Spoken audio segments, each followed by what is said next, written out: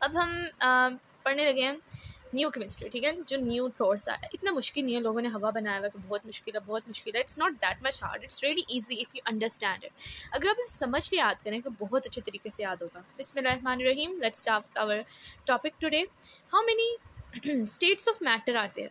अब जो हमारा पहला चैप्टर है वो है states of matter, phases of matter, कि कितने किस्म के मैटर्स दुनिया में पाए जाते हैं। पहले सिर्फ 3 थे, सॉलिड, लिक्विड, गैस, लेकिन अब उनमें थोड़ा सा इजाफा हुआ है। प्लाज्मा आ गया है, न्यूट्रोनियम आ गया है, liquid and time crystal, quark, gluon plasma, इस तरह बहुत सारी चीज़ें, ठीक है। बॉस आइंस्टाइन, जिस तरह साइंस टेक्नोलॉजी में इनोवेशंस ला रही है, इसी तरीके से हम बहुत ज़्यादा न्यू चीज़ें जान रहे हैं। तो होप सो, उम्मीद है आप लोग हमारे चैनल को ज़्यादा से ज़्यादा शेयर, लाइक, सब्सक्राइब करेंगे और बढ़ाने में मदद करेंगे, और उम्मीद है ये चीज़ आपको भी फ़ायदा देगी। लेट्स सी, आगे पढ़ते हैं हम।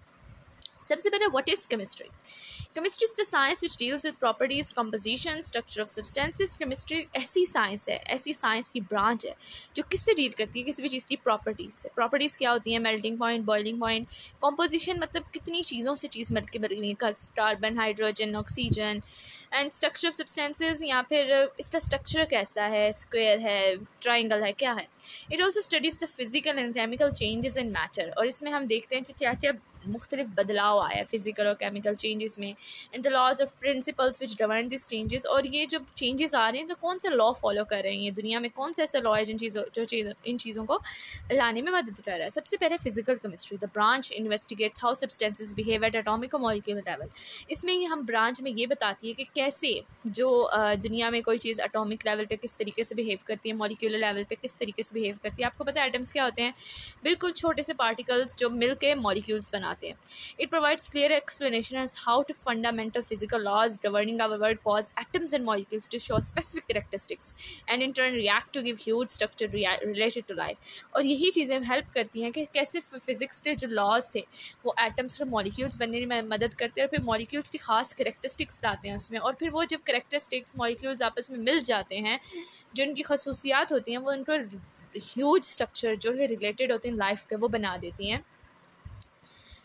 नेक्स्ट हमने देखना है और इनऑर्गेनिक केमिस्ट्री। आपको नाम से पता चल रहा है इनऑर्गेनिक, मतलब वो चीज़ें जो ऑर्गेनिक केमिस्ट्री से डील नहीं करती। ऑर्गेनिक में कौन सी केमिस्ट्री आ जाती है? जिसमें कार्बन आ जाता है।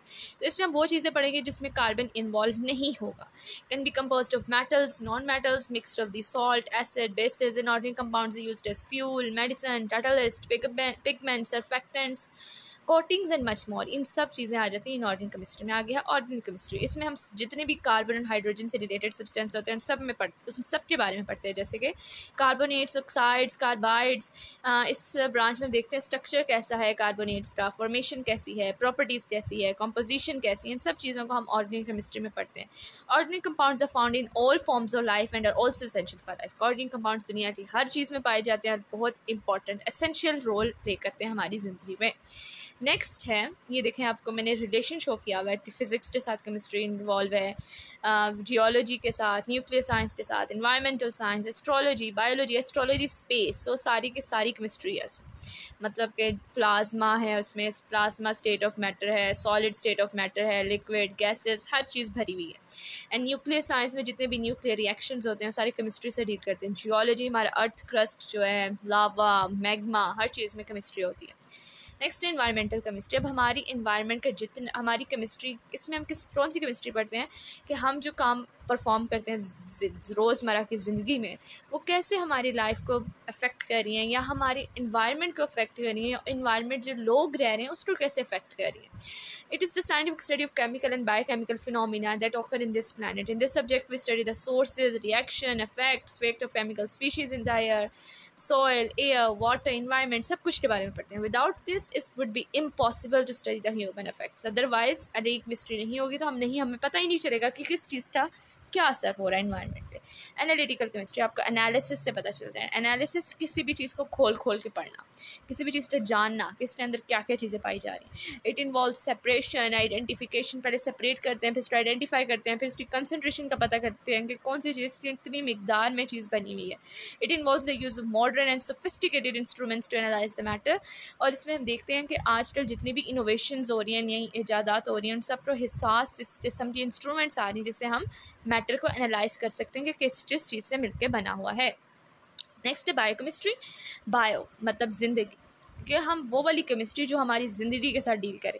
इसमें अब क्या चीज़ें आ जाती हैं, insights into structure, function, molecules, proteins, carbohydrates, lipids, nucleic acids, इन सब की स्टडी को हम बायोकेमिस्ट्री में पढ़ते हैं। नेक्स्ट है nuclear chemistry.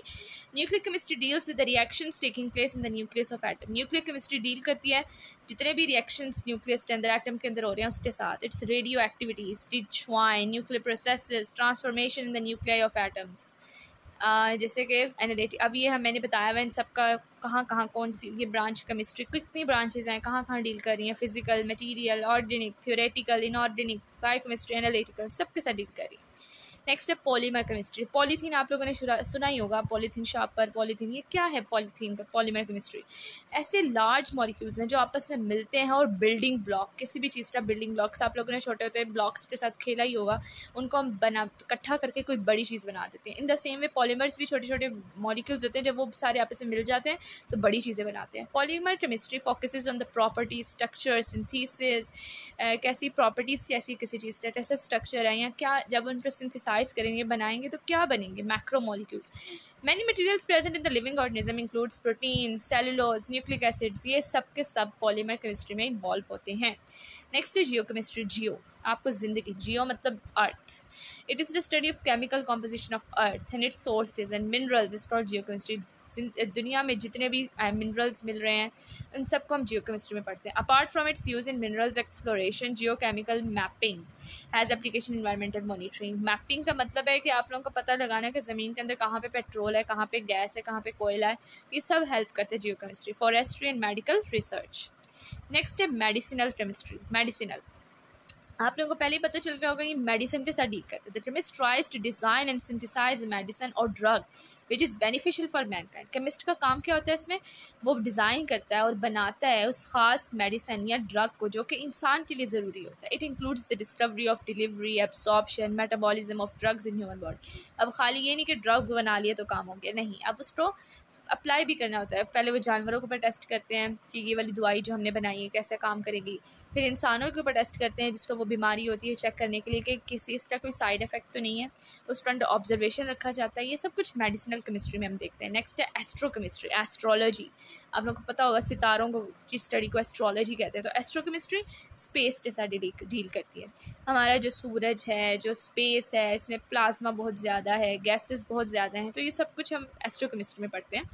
It is a study of molecules and ions recurring in space and interstellar space. Interstellar का क्या मतलब है? Installations, जब बहुत सारी गैलेक्सीज आपस में मिल जाती हैं, ऐसे चमक रही होती हैं, तो आप लोगों को पता ही होगा जो सितारे वगैरह है, ये सारी गैलेक्सीज हैं दूर दूर, जो हमें बहुत दूर से नज़र आती हैं। तो जब ये आपस में मिल जाती है, इंस्टॉलेशन बना लेती है। In this discipline we study the abundance and reactions of molecules. इसमें हम क्या देखेंगे कि कोई चीज़ कितनी मिकदार में, कितने परसेंटेज प्रेजेंट है हमारी अर्थ में, ठीक है, अबंडेंस देखते हैं।